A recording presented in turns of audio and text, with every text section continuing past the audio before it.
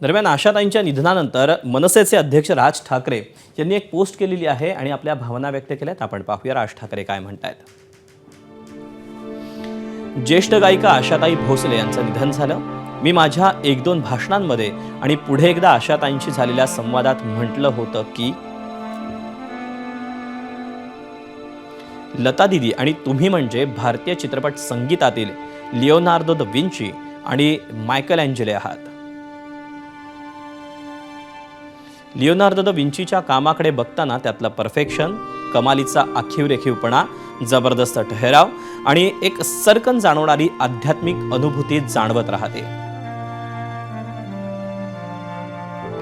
हे सगळं दीदींच्या गाण्यात जाणवत राहतं. सगळं कसं परफेक्ट, आदर्शवत वाटत राहतं.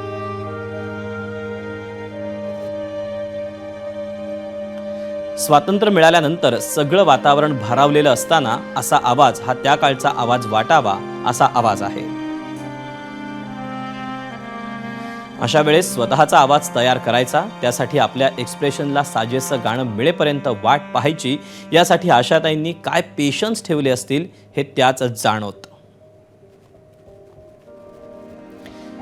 पिया तू अब तो आजा मध्ये प्रियकराला थेट बेधडक आवाहन आहे. आइये मेहरबान मध्ये लढिवाळपणा आहे. दिल चीज क्या है आप मेरी जान लीजिए मध्ये नजाकत आहे. दम मारो दम मध्ये बंडखोरी आहे. सगळ्या चौकटी तोडून येण्याची तीव्र उर्मी आहे.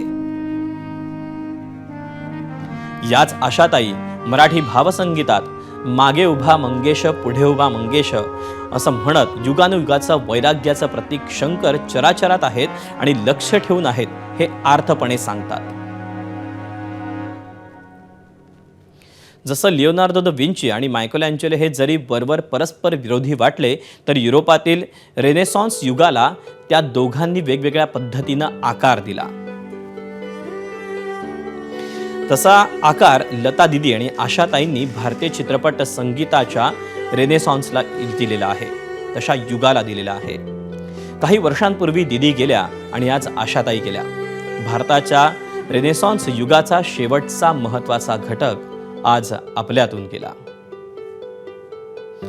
आशाताईंना महाराष्ट्र नवनिर्माण सेनेची विनम्र श्रद्धांजली. राज ठाकरे.